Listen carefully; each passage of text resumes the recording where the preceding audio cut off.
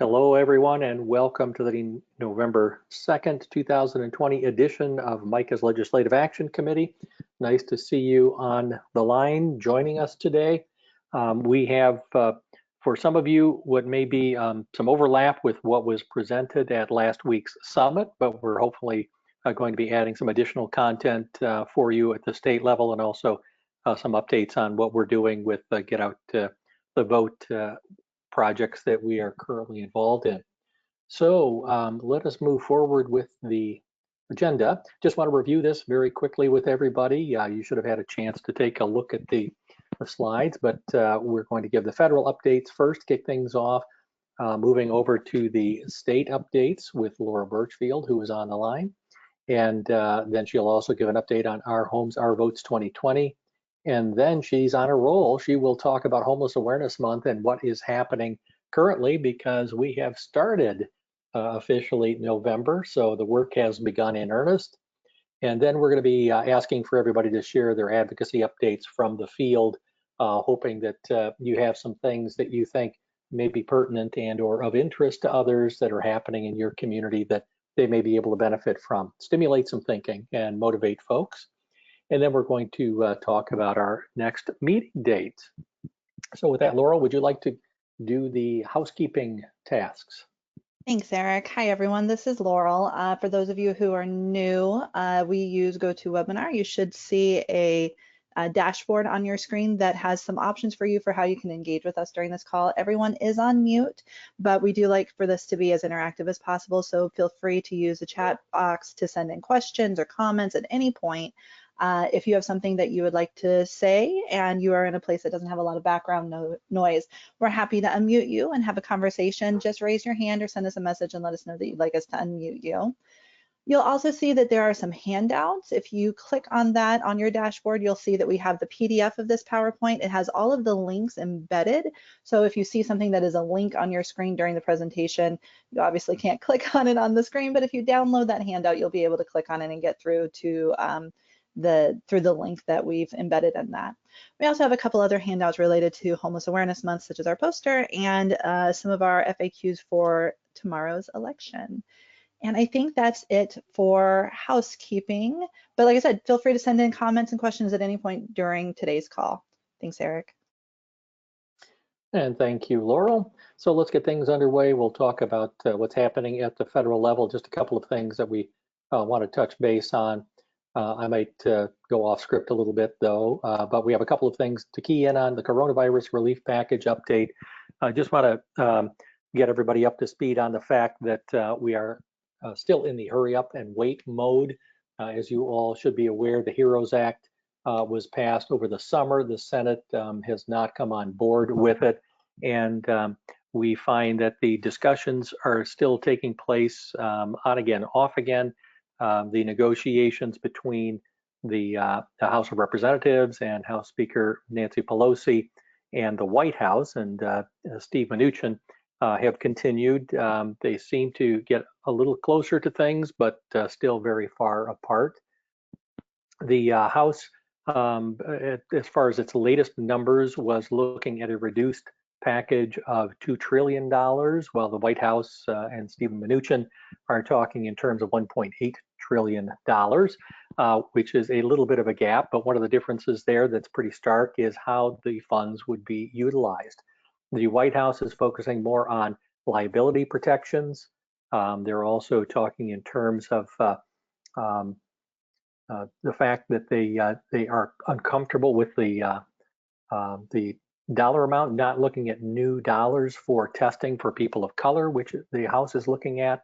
The House is also looking at additional dollars to assist state and local units of government as they have incurred additional expenses with respect to COVID-19. So there is some divergence also with respect to housing relief, which is something that's pretty important with respect to the House version, the Senate, not so much. We understand there are some conversations with Steve Mnuchin about having some money set aside, but there isn't clarity as to whether or not that would be rental assistance or mortgage assistance. And the number of 60 billion has been tossed around. That's significantly less than what the House has been including in its conversations about what we need to assist the folks that we are working with. So we do not know what is going to happen exactly. There was hope that there would be some activity before the election, but alas, we know that that's not happening. And then there are questions about whether or not there would actually be action taking place by the end of the year. It appears that the Senate doesn't have a big appetite moving forward at this point in time. There are a significant number of Republicans who are thinking that the 1.8 price tag is too expensive and will be balking at that. So that is an impediment. But we also know that as we get towards the end of the year, that they also need to be talking about the budget, which I will be touching on next. So still quite a divergence between the House and Senate. The conversation continues, but there is a potential that the relief bill might be attached to any continuing resolution that may be passed. And so I'll segue into the budget. And what that means is if there is no budget that is formalized, but we end up having a continuation or continuing resolution to extend the budget out for another period of time, as was done most recently after the end of the last fiscal year, that we would be looking at potentially having something added for a period of time for relief funding. That's up in the air as well. There are a lot of question marks here because it's a lame duck session. There's some questions as to whether or not if the president is not reelected, that he might have a scorched earth policy of some type, or that the Senate may be more interested in ensuring that the focus is on the approval of judicial appointments before the president leaves office, if that is the case. So there are a number of factors that just basically saying, we don't know what's going to happen. There are a whole lot of options, and we're waiting to see how things shake out. Let's wait for the election results. And then I think we'll have a little bit more clarity and start having more conversations going forward. So back to the budget again. I referenced the continuing resolution, which the federal government is currently operating under. In essence, that's kicking the can down the road. There is no particular discussion right now about the budget. So again, continuing resolution may end up being what takes place. The question would be, how long does that last? Currently, the continuing resolution runs in the middle of December, I think the 11th. So they're going to have to take some action here relatively soon with respect to that. There are no appropriation bills that are being formalized at this point. So we, again, are going to wait on the budget, continuing resolution, or a budget itself. We may find that there is some appetite to get something solidified if indeed the president is not reelected, that the Republican side or the Senate may be inclined to try to get a deal done now instead of letting it move into the next calendar year. So sorry about not having more clarity for you and not providing you, a lot of encouragement, but we are in that hurry up and wait mode. One other thing I would like to talk about with respect to the federal updates, and again, I'm going off script, and I apologize, Laurel, for you putting this together and getting my feedback and then me just ignoring it and deciding to add something else. But I did want to talk a little bit about the CDC moratorium, the eviction moratorium.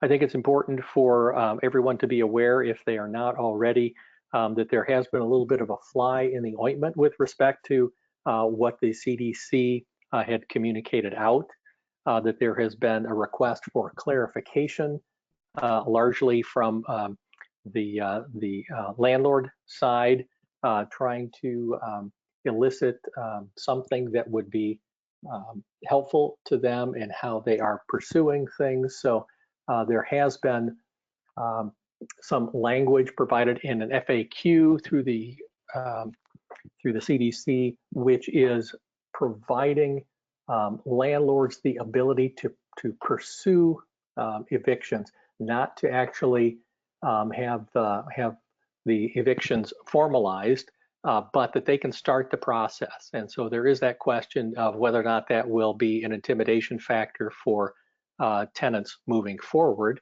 And then the other issue has to do with the need for tenants to provide a verification or to certify that indeed COVID is impacting their ability to be able to pay their rent. So now there is an ability for a landlord to challenge that, which again provides that intimidation factor. So there has been some work done at the federal level. Our national partners are looking at communication with those involved to make sure that they are aware how this may adversely impact the tenants and individuals that we're working with, and to please make sure that they're providing the appropriate guidance, and that indeed the Justice Department is aware of the need for them to be enforcing any type of laws with respect to how landlords may be pursuing this going forward, having some teeth. The carrot and stick approach, the stick needs to be there to help ensure that there aren't abuses taking place.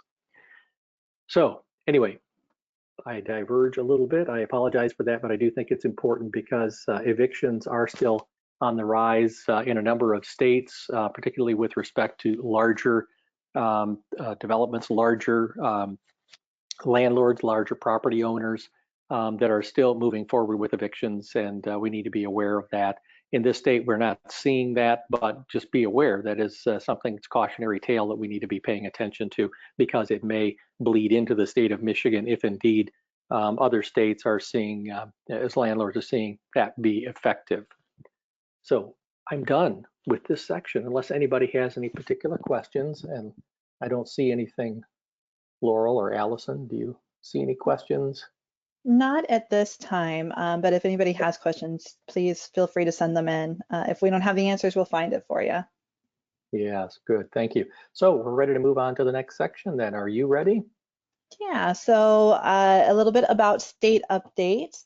We discussed briefly on our last call in October about the Supreme Court's ruling over the executive orders that the governor was issuing based on the powers that she had been granted under 2 different acts. As the Supreme Court has struck down some of those executive orders, the legislature has stood up, and our state health department, MDHHS, have stood up a couple new things to kind of bring back some of the orders that the executive had, only under a different power. So just wanted to make everyone aware of a couple things that may or may not impact you and your operations. Since our last call, House Bill 60330 through 6032 were passed, and these essentially protect employees and employers if they are impacted by COVID-19. So they provide protections for employees who have COVID-19, who have been diagnosed and need to quarantine and stay home, that prevents any retaliation against those employees. But it also protects and provides liability for businesses and employers as long as they comply with the appropriate statutes and guidelines that the state puts forward. So this may or may not affect the way that you operate in terms of your relationship with staff, but just want to make sure that that you were aware that these had passed and been signed. That basically just provides similar protections that we had previously, but were in question after the Supreme Court ruling. In addition, MDHHS has put out an epidemic order. I missed a word there on the screen. And this is fairly recent. I think it was just last Thursday or Friday that this was issued. And it is in response to the increasing numbers of COVID-19 that we're seeing across the state. That does kind of bring down some of the options that people have for public gathering and for other activities, such as going to restaurants and bars. The one that I wanted to make sure everybody knew about, for your sake, in case you have any events or activities planned, they have restricted indoor gatherings. They've brought it from 500 down to 50. So obviously, we know all of you are being very careful and very thoughtful about the way that you are doing things right now and how you operate. And how you are doing things like fundraise over the next couple of months for our end of year fundraising efforts. But if you do have any activities planned, just want to make sure you're aware of that. Now we're down to 50 individuals for indoor gatherings. In addition to that, the legislature has been a little bit quiet over the past month. I believe we only had 4 or 5 session days since we last met. And we're only going to have a couple moving forward. No, I apologize. We had a couple session days. We only have 4 or 5 left for the year. And that is, just because of an election year, lame duck, everything that's going to be going on. So wanted to just highlight a couple items that have been introduced and passed that may be relevant for the work that you all are doing. Clean Slate was a package of bills that has been worked on for years now and was an effort of our justice reform partners across the state to bring in automatic expungement for those who are formerly incarcerated and have misdemeanors or felonies on their records. We know that this is important for our population because this is a very hard to house population. We repeatedly hear, and we even surveyed a couple years back, about the populations, the subpopulations of those experiencing homelessness and the challenges they face with accessing housing. And formerly incarcerated individuals regularly show up as one of the, if not the hardest to house subpopulations. So Clean Slate should make that a little bit easier for our folks and for all of you who are serving them. Under the Clean Slate legislation, which passed both Senate and House and was signed by the governor, the individuals who have criminal convictions on their records are eligible to have those automatically expunged. And there are lots of guidelines, a lot of kind of caveats around this, but in general, for those who have misdemeanors, those can be automatically expunged after 7 years. For those with felonies, it is 10 years. They are allowed to have up to 4 misdemeanors and 2 felonies expunged. And of course, there are some exclusions from all of that. So serious misdemeanors, sex offenses, felony domestic violence, driving while intoxicated, all of these are exempt from the expungement process under Clean Slate. So I encourage all of you, if you are not familiar with this package, to look into it, see how it may affect your clients and your guests and the people who you're serving. Again, our hope is that this is just going to make it a little bit easier for those folks who have been struggling to find housing for years after having been incarcerated. In addition to that, just a couple of Senate bills that we found interesting.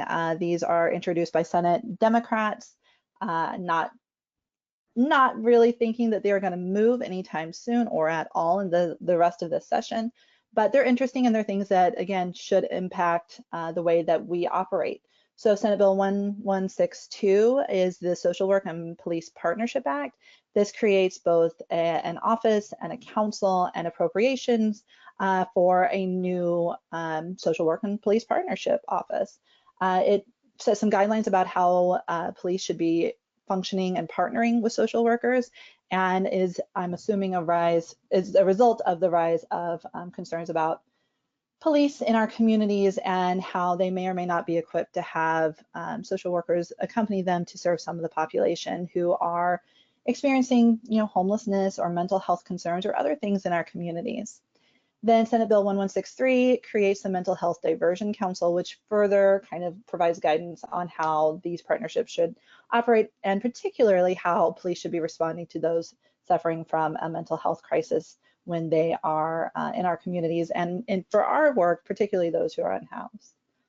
And I am seeing a couple questions, so let me just check this really quickly.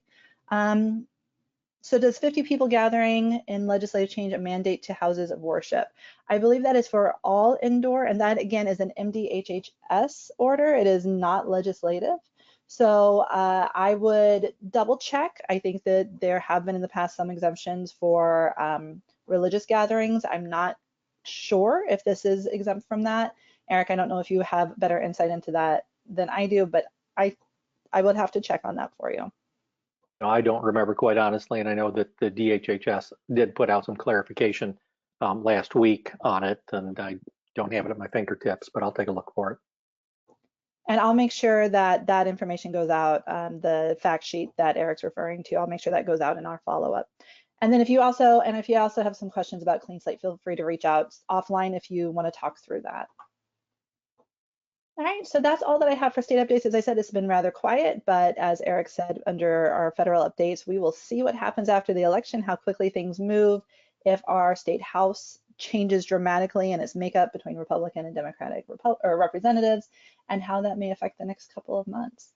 But we are looking forward to getting back to work once the election is over and once we have our new legislature, and I'll talk about that a little bit after we discuss Election Day. For those who have been living under a rock, Election Day is tomorrow. We have been working under a campaign of our national partner, the National Low Income Housing Coalition, under their Our Homes, Our Votes 2020 campaign, to try and empower individuals experiencing homelessness and housing insecurity and those who serve them to register to vote and then to vote this year. So I do have something that I'd love to show. We partnered with the Secretary of State to just make sure that there was information getting out to our population so that people felt like they were confident in being able to register. We know that our population has difficulty with access to IDs and with permanent residential addresses. So if I can get this to work correctly, I'm going to show a quick video that the Secretary of State recorded just for our population. For those who are watching this on the recording, because we are recording this, I don't believe this video will show, so you'll have to click on a link that I'll make available through our PDF, but hopefully I can get this to work for the rest of us.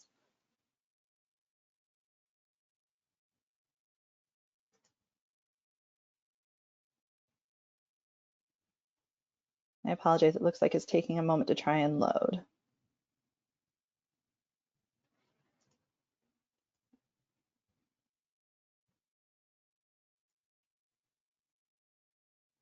Eric, you're not seeing a video on your screen, are you? I see it working. Oh, A okay. message to homeless Michiganders, you can vote.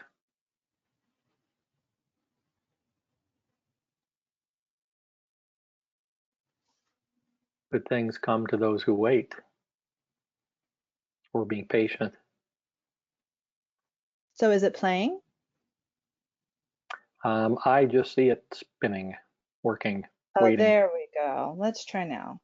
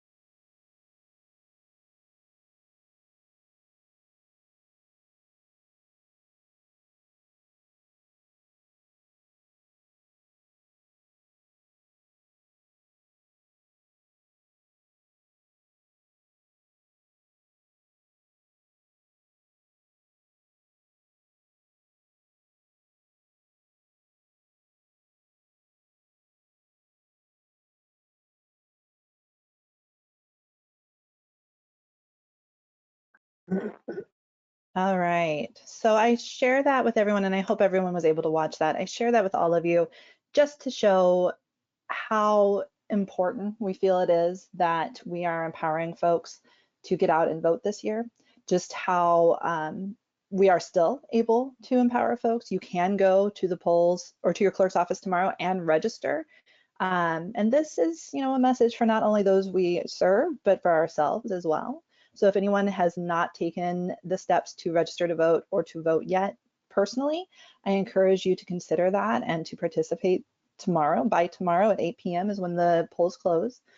But for those who we are serving, those who are experiencing homelessness and housing insecurity, it is part of our responsibility to make sure that they are informed and empowered, that they can get out and they can cast their ballot just as anyone else. So you heard the secretary also acknowledge that you don't need an ID, and you can go ahead and register to vote using a letter from a shelter or a church that states the person resides at that location for the purposes of registering to vote. These are important tools in our toolkit as we're trying to help people through this process. And I know that we're very, very close, obviously, to election day and to the end of our ability to help people do this, but there is still time. And so if you are able to download the PDF of this presentation, all of the underlined items are links to resources that I hope can assist you.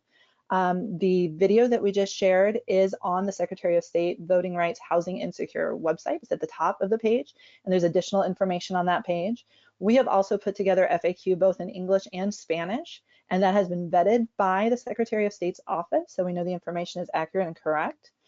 We've also put together a video, speaking of inspiration, that we hope will inspire people to get out and cast their ballot this year. So Voting While Homeless, this video link takes you to our YouTube, and it is just about a 6-minute video. We went to 2 different locations and spoke to service providers and individuals who are experiencing homelessness about the election and why they're voting this year. So all of these are resources that we hope that you can incorporate into your work over the next, I don't know, less than 48 hours to try and help people vote. But in addition to all of these resources, we also need to acknowledge and make sure everyone is aware of one barrier, and that is the ban on paid transportation that was upheld by a district court just a couple weeks ago. Apparently, there is an 1895 Michigan law that prohibits paid transportation to the polls in order to cast your ballot. That was not enforced very strongly throughout the state in the past 120 years. But this year it was challenged in court, and in September there was an injunction issued that meant that it would not be enforced. And then just a few weeks back, the district court overruled that injunction, and now it is enforceable. What does this mean for all of us? It means that for any service provider that has traditionally provided transportation to the polls for their guests or clients, or anyone who plans on doing so this year, you have to be very, very cautious. We don't know if this is going to be enforced universally around the state. We don't know what it's going to look like in terms of prosecutors taking this issue up, but we are providing kind of guidance that people need to be thoughtful about how they're getting people to the polls. So the best guidance we can give is to use only volunteer vehicles and individuals to drive people to the polls. That means don't use your shelter or your agency vans. Be careful when partnering with any other organization that may be providing rides to the polls. Everything has to be completely unpaid, completely voluntary in order for it to kind of pass under the way that this legislation is currently written. And so for those who may, as I said, have been planning things, I know this can be a bit of a challenge, but there are resources out there. For example, I know in Detroit, there is the Detroit Bus Company is providing free rides on election day.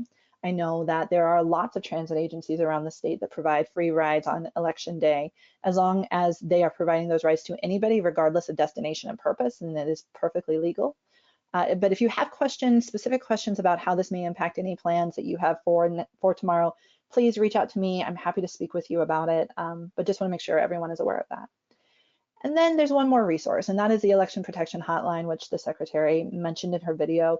If you or anyone you are accompanying to the polls has an issue with voting, if they are a registered voter and they are challenged because they don't bring an ID or because of any other reason why someone may challenge them when they get to their polling location, this is the number to call. Call them immediately, let them know that you are encountering this problem, and they will work with you to try and resolve it, or to try and make sure that you have a provisional ballot, something that will still allow you to be able to cast your vote tomorrow. This is something that I know they have been working hard, the state has been working hard to train people to have enough people manning that hotline. So you should be able to get through. If you don't on the first try, try again. And all of this is just, again, to make sure that we're fully armed and we're ready for tomorrow, and that you are doing what you can to empower individuals to vote tomorrow. So after the election, what comes next? MICAH is committed to helping with post-election engagement, specifically how we hold our elected officials accountable. We have issued candidate questionnaires over the past several election years where we ask those primarily at the state level, though this year we also did congressional candidates. We ask them about their positions and their priorities when it comes to housing and security and homelessness issues. We have made those questionnaires that we've received back available on our website. And this is a really great resource to be able to understand where some of our candidates who will become elected officials, where they stand in regards to these issues and how we can engage with them.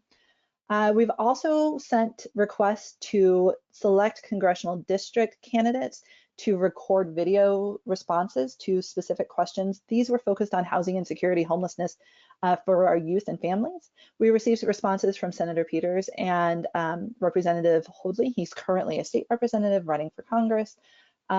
This link will take you to our YouTube channel where you can see their responses. Unfortunately, those were the only two that we were able to get this year. But all of this is just to show that we intend to follow up with our elected officials. We intend to work with you as service providers in your communities to link you to those who win their elections and go on to sit either in our state house or at Congress, and to hold events where we're educating them, where we're educating us on how we can work with them. And so we will be holding a webinar later this month where we will be discussing tactics and strategies for how we can engage with our candidates. At that point, they will be elected officials. And then starting in 2021, we plan on holding some informational forums. Again, these are all going to be virtual because we don't expect things to get quite back to normal just because 2020 has ended. But we will be holding some virtual forums where we will invite elected officials to participate, and we will invite all of you to participate so that you can have that interaction with them and you can introduce yourself and start building that relationship, so that moving into the next legislative and congressional sessions, we have champions. We're cultivating and building champions for the legislation that we feel is important to pass. So that's all I have for the election. I spoke a lot about it because I'm very passionate about it this year. But another thing that I'm very passionate about is Homeless Awareness Month. November is Homeless Awareness Month in the state of Michigan. We've expanded over the past several years from a week to a full month. During this month, we typically try to support and uphold the events that are happening around the state by our service providers. This year, we know it looks a little bit different. Because of COVID-19, lots of communities have elected to not hold big events. There may still be some small events and some activities that are happening. And if so, if your community is participating and hosting any of those, we really encourage you to register them. The link on the screen will take you to a Google form where you can give us the information. We'll put it on our website, we'll broadcast it on our social media, and it's just another way to kind of elevate the issue, because the whole point of Homeless Awareness Month is to raise awareness. So we're making resources available. We have a toolkit, we have some communication pieces, and we're creating social media content that we're going to be sharing on our Facebook and our Twitter accounts using the hashtags HAM2020 and EndMIHomelessness as a way to start an online conversation around experiences of homelessness and housing insecurity around the state, and solutions, how we can be resolving some of these if we are able to work together with our elected officials and the public moving forward. An important thing about this year is that we have chosen the theme, how home is essential, to elevate the way that our homeless service providers have worked during the COVID-19 pandemic. All of the sacrifices that have been made, all of the hard work that has gone into keeping individuals experiencing homelessness safe and healthy during this time.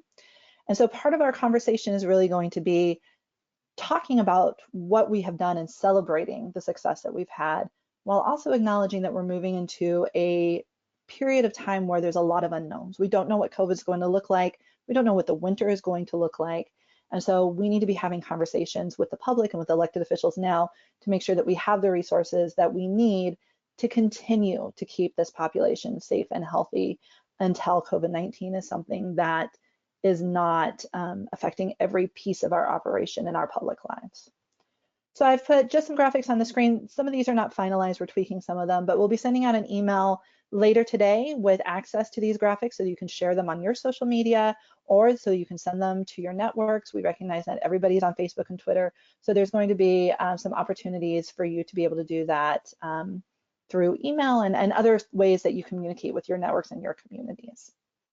And I am seeing, give me just a moment, I'm seeing that we did have a question come in. And I believe I've lost it. So I'm going to move on to the next item. Oh, this is our Home is Essential poster. I can give you the Yep. question. Oh, perfect. Thank you. Yeah. My question about clean slate is something I personally invested in. The fact that a misdemeanor DUI can never be given a clean slate is very damaging. DUIs are strongly related to substance abuse, which is strongly related to untreated mental illness, as well as trauma in our youth years. It tells individuals that no matter what circumstances they overcome, abusing a legal substance to cope with undiagnosed mental illness or whatnot, and making a mistake in which no one was injured means you will always be a criminal from a nonviolent misdemeanor, which has permanent repercussions for work opportunities and the self-esteem that you'll never be good, you'll never be better or good enough, no matter what you have changed or achieved. Why is DUI so demonized in our state? Yeah, thank you for that question. And so that's going back to our state updates. I think this is a bigger conversation, and it's something that unfortunately I don't have an answer. I don't know why it is demonized. I do know that there was pushback against this, and I know that some concessions were made as this package of legislation was moved forward. I don't know the details of how that one came to be, but I'm happy to have that conversation offline and to connect you with some folks who were more in front of this legislation to see if there is opportunity moving forward for any kind of additional legislation to accompany that in future legislative sessions. I will say that I don't think that's going to happen now since Clean Slate has already been signed, but it is something that I think is an important thing for us to be talking about, and I think we all agree that it is something that we should be concerned about. So again, I think that having that conversation offline with anybody who would be interested, I'm open to that and happy to have that conversation. I just don't have a good answer for you right now other than the empathy and sympathy that yes, that is a problem and that's something that we should be talking about. Yeah, Laurel, I would just add that that's one of the challenges when negotiations take place, that sometimes you don't get everything that you think should be there just because you want to make sure that something gets passed. And I would hope that we would be monitoring this and assessing what the impact is on it. And if we're able to, quantify, not just anecdotal, but if we can kind of quantify people that have been left behind because it was not as inclusive as it should be, that's where we'll need to make the case down the road. But I do think Laurel is right that it's too fresh at this point, that there probably will not be a political will to make any significant modifications to it for the time being. So we, again, have to monitor it and assess what the impact is on it, and then go back at a later date. Thanks, Eric, and thanks for the question. I'm going to kind of switch back to our Homeless Awareness Month update. Like I said, I'm happy to continue this conversation offline or after this call, though.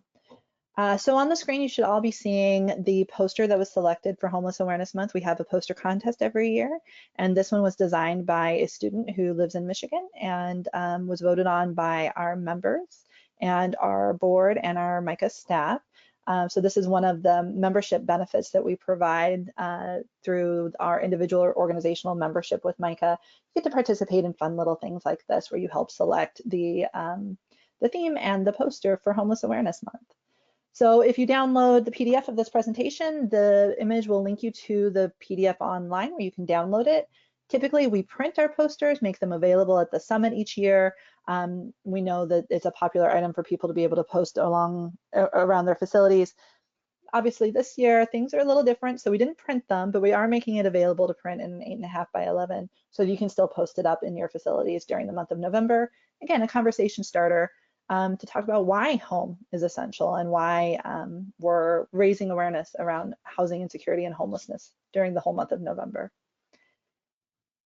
So I'm going to do a quick thing for everyone. I'm going to launch a poll. I'm going to ask folks to participate. And I said, this is a little bit different this year in how MICAH is operating with regards to our support of Homeless Awareness Month. So Eric, can you confirm for me that the poll is up? Yes, ma'am, it is up, it is live. Thank you. So if folks would be willing to just select the items that you feel are most helpful for you as you are doing your Homeless Awareness Month activities. I'm not, oh, there we go, 5% voted. We didn't have anyone vote. I was a little concerned. Now we're at 10%, so it's growing. Yeah, yep, I was having the same concern, Eric. We're catching people in between bites of lunch, I think. Yeah.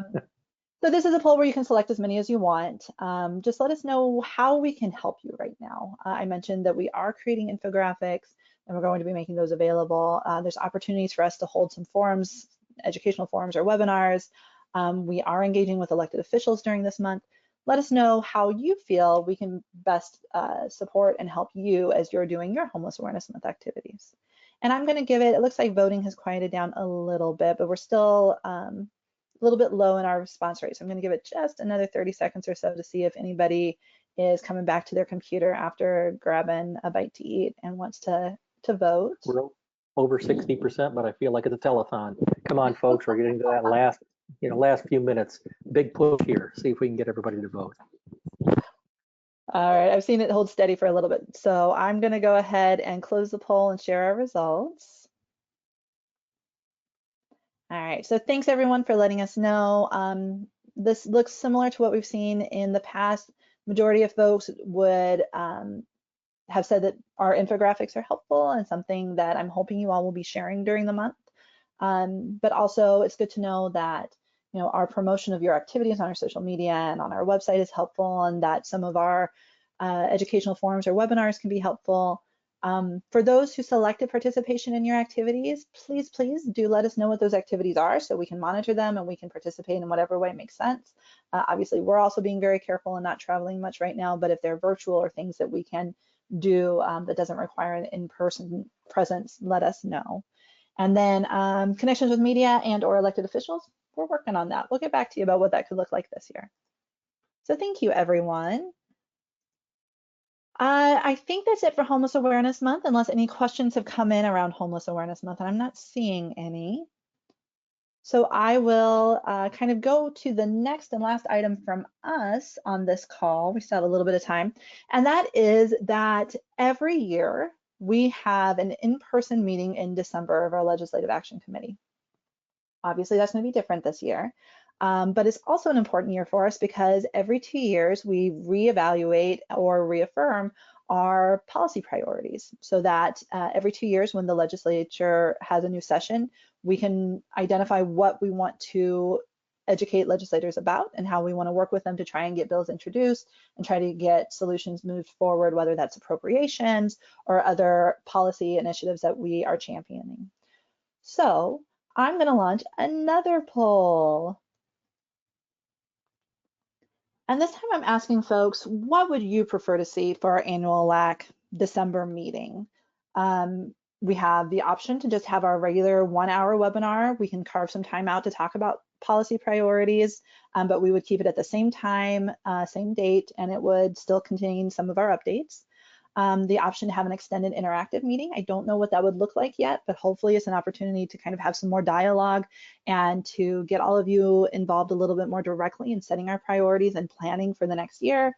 And then of course, we know December is in the middle of the holidays. There's a lot going on.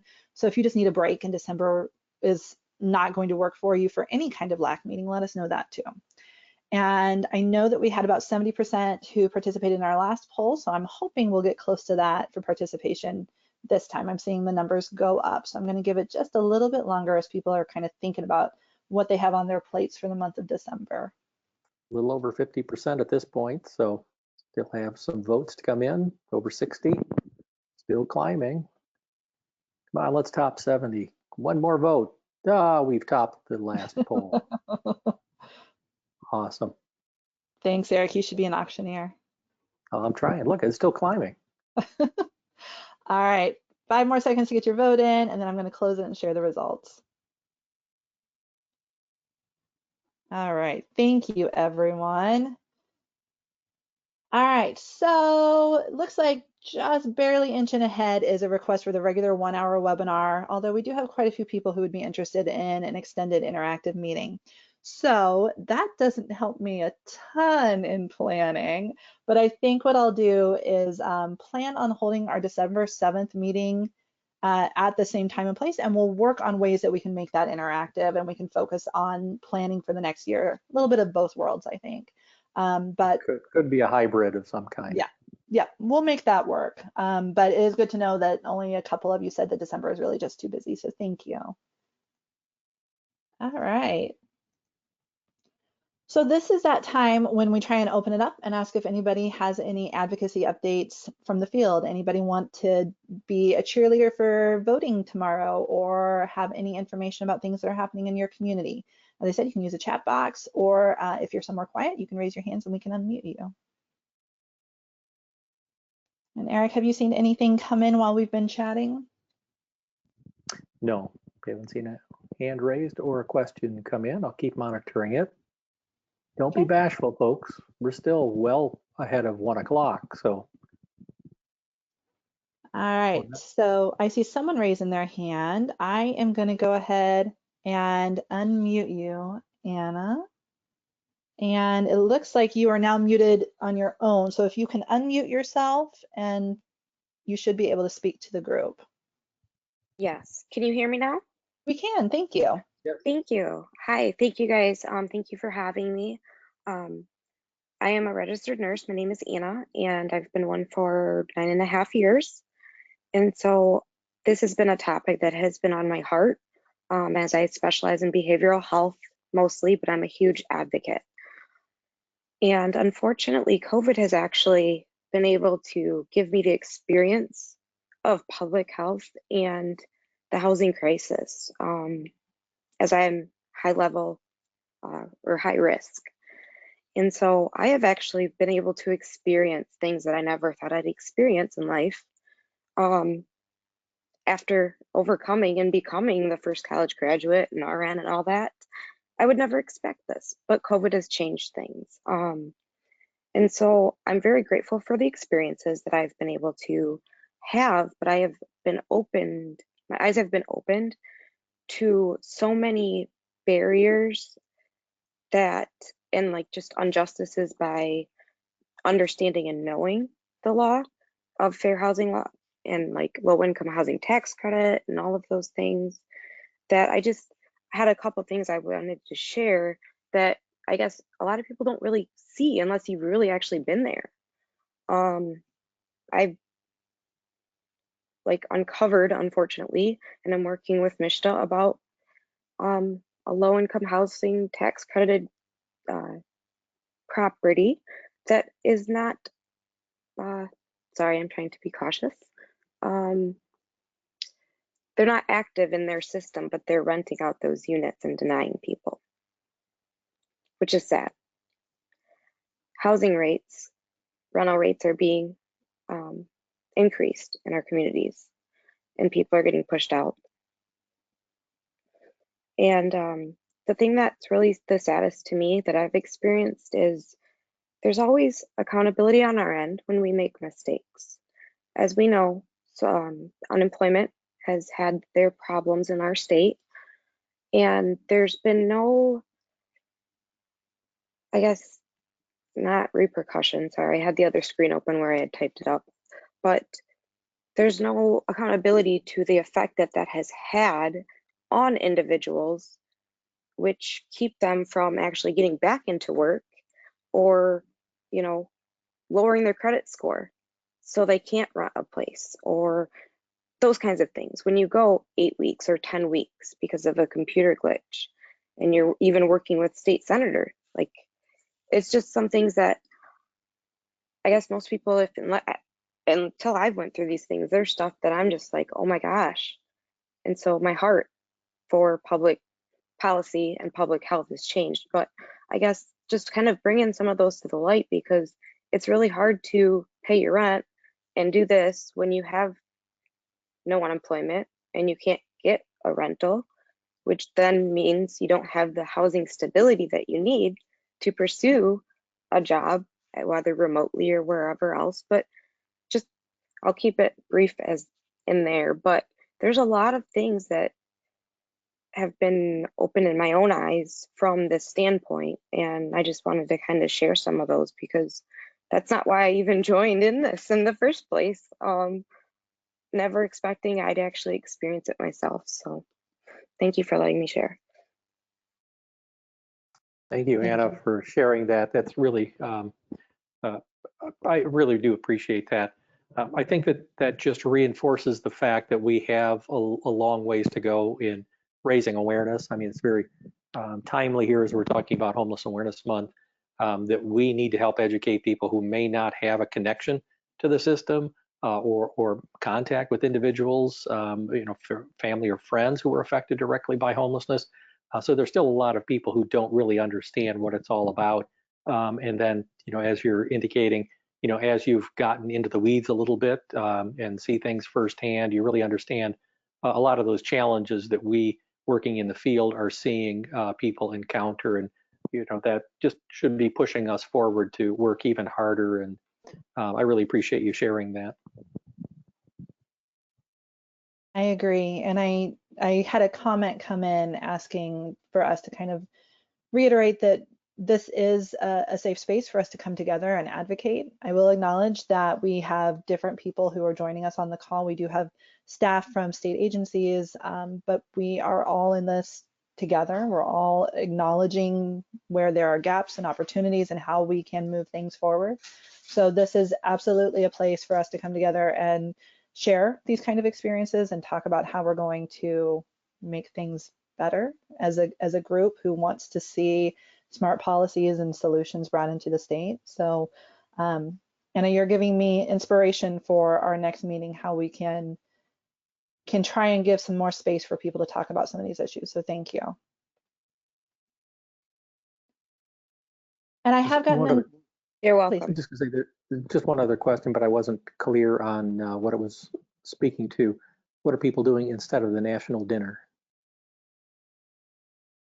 I'm not sure what the context is for that, but.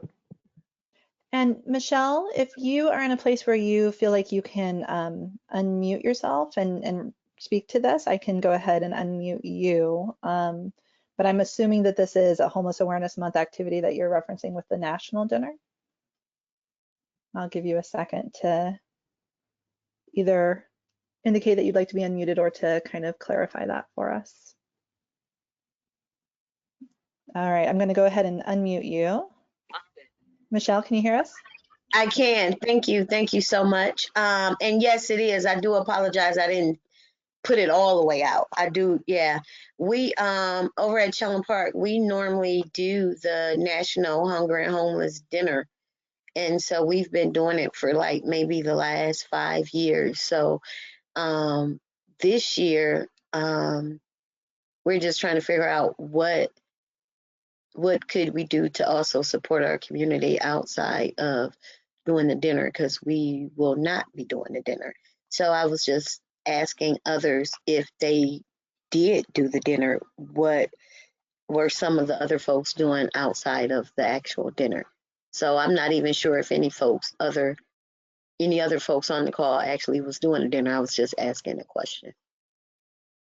Perfect. Thank you for that. So I'll put that, we'll put that out to the group to see if anybody can provide any kind of feedback about what they're doing.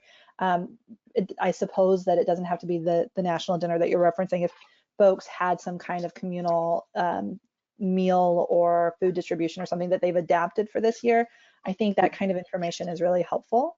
And Michelle, I'm Yes. going to direct you to 2 things. One is our website, where we are trying to capture all the events that are registered with us. So there may be an event that looks similar to what you're doing. We don't have everybody obviously on the call who's doing Homeless Awareness Month activities. But we also have a Facebook group for Homeless Awareness Month. And this is a space where we've been trying to collect resources, but I'd love to see more dialogue happening across the state with regards to what people are doing. So I'll make sure, Michelle, that you have that information so you can access it and join, and perhaps that's another place where you can ask that question. Thank you. Thank you so much. And Yeah. thank you for all you do. Oh, thank you. And I'm not seeing anyone respond with any kind of feedback about what they're doing for Homeless Awareness Month instead of a dinner. But we can, if someone has some information and they'd like to send it to us, we can share that out with anybody who's interested after the call. And I'm not seeing any other questions come in. Eric, have I missed any? No, I'm not seeing any questions, not seeing any hands raised Okay. either. So we may have run the course today. Well, thank you, everyone. This was a good conversation. I really appreciate those who shared either via the poll or by speaking with us or submitting questions. That's what makes this valuable for us, is that kind of community that we're building here as we're all working together. So I really appreciate everyone today. And I hope that everybody has a safe experience with voting tomorrow, if you haven't already voted, and that everybody has opportunities to do something during Homeless Awareness Month, even if it's just sharing content on your social media or talking to somebody about experiences of homelessness in your community. I think there's a lot of opportunity during this month for us to be putting information and stories out for people to learn a little bit about the work that we do. And in the spirit of our theme for Homeless Awareness Month, I just want to pause and say thank you to everyone for everything that you've done over these long months as we have adapted to COVID-19. We here at MICAH really appreciate you and everything that you've done and how you've worked so hard to keep people safe and healthy during this time, and all that we know you're going to continue doing over the foreseeable future. That's all from me. Eric, did you have any parting words? No, I'll acknowledge the same thing. Really appreciate what everybody has done. It's been a hard year for us, but we do want to celebrate the positives because we actually collectively have really done a great job considering the circumstances. So pat yourselves on the back, but know you're doing good work and helping people directly. So great work. Thank you. And it says TBD on the screen for our next meeting, but it looks like we decided that we will have it at our regular time on December 7th. So I will send out an agenda for that with some new content for us to make it a little more interactive. And hopefully we will see you all doing great Homeless Awareness Month stuff over the month, and we will see you on December 7th. Thanks, everyone. Bye, everybody. Have a great day.